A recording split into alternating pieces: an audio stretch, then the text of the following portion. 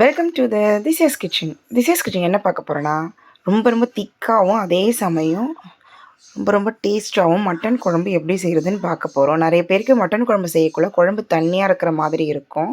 ஆனால் நான் சொல்கிற மெத்தடில் செஞ்சு பாருங்கள், குழம்பும் திக்காக இருக்கும், டேஸ்ட்டும் சூப்பராக இருக்கும். வாங்க மட்டன் குழம்பு எப்படி செய்கிறதுன்னு வீடியோக்குள்ளே போய் பார்க்கலாம்.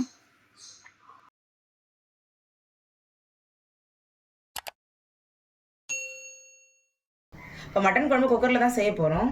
இப்போ குக்கர் நல்லா சூடானதுக்கப்புறம் இப்போ இதில் நான் ஒரு 3 ஸ்பூன் அளவு எண்ணெய் சேர்த்துக்கிறேன்.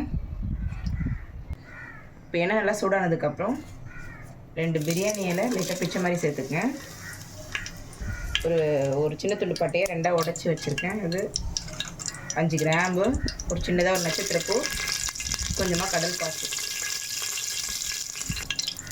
ஒரு 1/2 ஸ்பூன் அளவு சோம்பு. இது நல்லா பொரிஞ்சதுக்கப்புறம் நான் 3 நார்மல் சைஸ் வெங்காயத்தை கட் பண்ணி வச்சுருக்கேன். இதில் சேர்த்துக்கலாம். இந்த வெங்காயம் நல்லா பொன்னிறமாக வதங்கி வரட்டும். எந்தளவுக்கு வெங்காயம் வதங்குதோ அந்தளவுக்கு குழம்போட ருசி சூப்பராக இருக்கும். பாருங்கள், வெங்காயம் நல்லா பொன்னிறமாக வதங்கிடுச்சு. இந்த ஸ்டேஜில் நான் ஒரு ஸ்பூன் அளவு இஞ்சி பூண்டு பேஸ்ட்டு சேர்த்துக்கிறேன். இந்த இஞ்சி பூண்டோட புதினாவும் கொத்தமல்லியும் சேர்த்தா போல் அரைச்சிக்குங்க. குழம்பு நல்லா வாசனையாகவும் டேஸ்ட்டும் நல்லாயிருக்கும். 1/2 கிலோ மட்டன்ன்றதுனால நான் ஒரு ஸ்பூன் அளவு சேர்த்துக்கிறேன். இப்போ அடுப்பை குறைச்சே வச்சு ஒரு 2 நிமிஷம் நல்லா வதக்கிக்கலாம். இதை இப்போ பாருங்கள், இஞ்சி பூண்டு பேஸ்ட் நல்லா வதங்கிடுச்சு, அடி பிடிக்க ஆரம்பிக்குது. இந்த ஸ்டேஜில் தக்காளி சேர்த்துக்கலாம். நான் 2 நார்மல் சைஸ் தக்காளி எடுத்து நல்லா பொடியாக கட் பண்ண போல் சேர்த்துக்கிறேன். மட்டன் குழம்புக்கு எப்படின்னா தக்காளி அதிகமாக சேர்த்துறாதீங்க, குழம்பு சல்லுன்னு இருக்கும். அதாவது டேஸ்ட்டு அதிகமாக இருக்காது. எவ்வளோ தான் செஞ்சாலும் குழம்பு டேஸ்ட்டே இல்லாத மாதிரி இருக்கும். மட்டன் குழம்புக்கு தக்காளி எப்பவுமே கம்மியாக தான் சேர்த்துக்கணும். 3 வெங்காயம்னா 2 தக்காளி சின்னதாகவே எடுத்துக்கணும், கரெக்டாக இருக்கும். இப்போ தக்காளி நல்லா மசிஞ்சு வர வரைக்கும் வதக்கிக்கலாம். பாருங்க, தக்காளி நல்லா மசிஞ்சு வந்துடுச்சு. இந்த ஸ்டேஜில் நம்ம மட்டனை சேர்த்துக்கலாம். நான் இன்றைக்கி 1/2 கிலோ அளவு மட்டன் எடுத்திருக்கேன். நல்லா சுத்தம் பண்ணிவிட்டு தண்ணி இல்லாமல் இதை சேர்த்துக்கலாம். மட்டனை சேர்த்துட்டு மட்டனுக்கு தேவையான அளவு உப்பு சேர்த்துக்கலாம். மட்டனுக்கு மட்டும் உப்பு சேர்த்துட்டு 3 பச்சை மிளகா கீரைனா போல் சேர்த்துக்கலாம். இந்த ஸ்டேஜில் சேர்க்கக்குள்ள பச்சை மிளகாவோட வாசனை சூப்பராக இருக்கும். மட்டன் நல்லா இறங்கி மட்டனை அடுப்பு ஹையில் வச்ச மாதிரி மட்டனை ஒரு 2 நிமிஷம் அப்படியே நல்லா வதக்கிக்கலாம். இப்போ இந்த மட்டன் வதங்கிறது கூட நான் ஒரு 3 ஸ்பூன் அளவு தயிர் சேர்த்துக்கிறேன். தயிர் நல்லா புளிப்பில்லாத தயிராக எடுத்துக்கணும், அப்போ தான் டேஸ்ட் நல்லாயிருக்கும். சேர்த்துட்டு நல்லா வதக்கிக்கலாம்.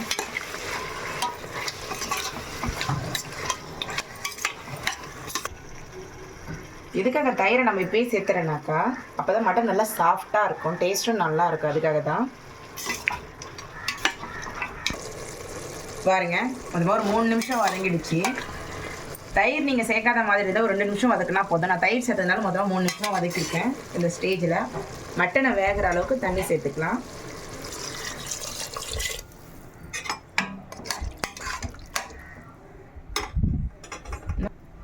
பாருங்கள், இது தண்ணி கரெக்டாக இருக்குது.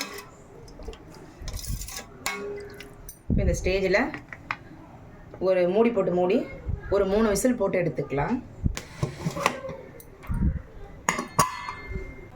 இப்போ விசில் வரத்துக்குள்ள குழம்புக்கு தேவையான மசாலாவை அரைச்சி எடுத்துக்கலாம். ஒரு 1/2 ஸ்பூன் அளவு எண்ணெய் சேர்த்துக்குங்க. எண்ணெய் சேர்த்துட்டு இப்போ இதில் 20 சின்ன வெங்காயம் சேர்த்துக்கிறேன்.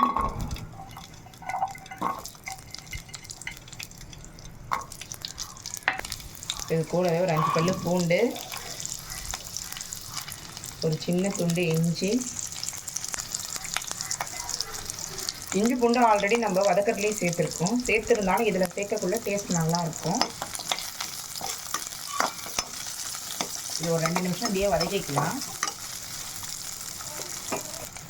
பாருங்க, 2 நிமிஷம் நல்லா வதங்கிடுச்சு. இந்த ஸ்டேஜில் ஒரு 1/4 ஸ்பூன் அளவு மிளகு, 1/4 ஸ்பூன் அளவு ஜீரகம், ஒரு 1/2 ஸ்பூன் அளவு கசகசா. உங்ககிட்ட கசகசா இல்லைன்னா பொட்டுக்கடலை ஒரு 2 ஸ்பூன் அளவு சேர்த்துக்கேன். ஒரு 5 முந்திரி, இதையும் சேர்த்து லைட்டாக ஒரு 30 செகண்ட் வதக்கிக்கலாம்.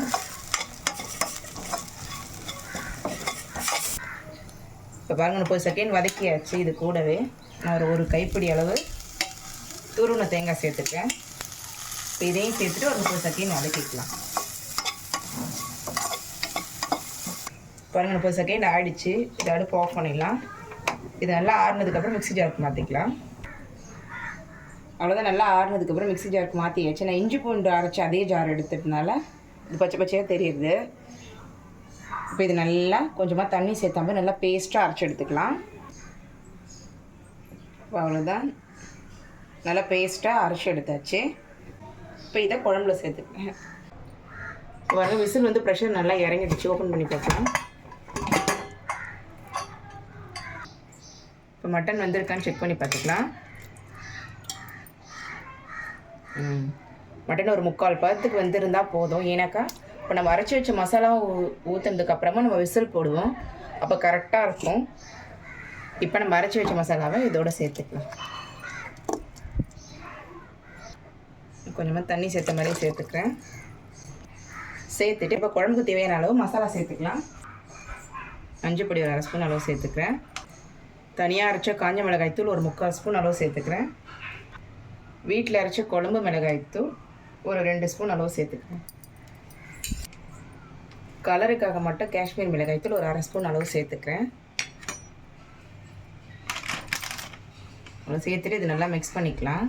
நம்ம வீட்டில் அரைச்சி குழம்பு மிளகாய்த்தூள் சேர்க்கறதுனால கரம் மசாலா அதெல்லாம் தனியாக சேர்க்கணும்னு அவசியம் இல்லை. ஏன்னா வீட்டில் அரைக்கிற குழம்பு மிளகாய்த்தூள் எல்லாமே சேர்த்து தான் நம்ம அரைச்சிருக்கோம். அதனால் அது சேர்த்து தான் குழம்பு நல்லா திக்காக கிடைக்கும், டேஸ்ட்டும் நல்லா இருக்கும். இந்த அளவுக்கு திக்னஸில் இருக்குது. இன்னும் ஒரு 2 விசில் விட போகிறோம். நம்ம 2 விசில் விட்டதுக்கப்புறம் குழம்பு இன்னும் திக்காகும். அதனால் இந்த தண்ணி இப்போ தான் கரெக்டாக இருக்கும். உங்களுக்கு குழம்பு அதிகமாக வேணும்னா இன்னும் கொஞ்சம் தண்ணி வச்சுக்கோங்க. உப்பு டேஸ்ட்டு பார்த்துட்டு உப்பு சேர்த்துக்கேன். ஏன்னா நம்ம மட்டனை வேக வைக்கக்குள்ள உப்பு சேர்த்து தான் வேக வச்சுருக்கோம். அதனால் அதுக்கேற்ற மாதிரி நான் டேஸ்ட்டு பார்த்து சேர்த்துக்கிறேன். இப்போ இதை மூடி போட்டு அப்படியே ஒரு 2 விசில் போட்டு எடுத்துக்கலாம். இப்போ 2 விசில் வந்துடுச்சுன்னா நம்மளோட மட்டன் குழம்பு நல்லா சூப்பராக ரெடி ஆகிடும். இப்போ பாருங்கள், விசில் வந்து ப்ரெஷர் நல்லா இறங்கிடுச்சு. ஓப்பன் பண்ணி பார்க்கலாம். பாருங்கள், அவ்வளோதான், நம்மளோட மட்டன் குழம்பு நல்லா சூப்பராக ரெடி ஆகிடுச்சு. கண்டிப்பாக ஒரு தடவையாக ட்ரை பண்ணி பாருங்கள். எப்பவும் போல் செய்யாமல் இந்த மாதிரி செஞ்சு பார்க்கக்குள்ள ருசி சூப்பராக இருக்கும். கறி எடுத்து காட்டுறேன்.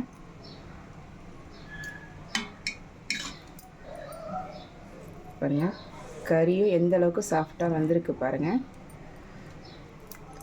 எப்பவும் போல் குழம்பு வைக்காமல் இந்த மாதிரி செய்யக்குள்ள டேஸ்ட்டும் வித்தியாசமாக இருக்கும், நல்லா திக்காகவும் இருக்கும், குழம்பு ருசியும் சூப்பராக இருக்கும். கண்டிப்பாக ஒரு முறையாவது ட்ரை பண்ணி பாருங்கள். இந்த வீடியோ உங்களுக்கு பிடிச்சிருக்குன்னு நினைக்கிறேன்.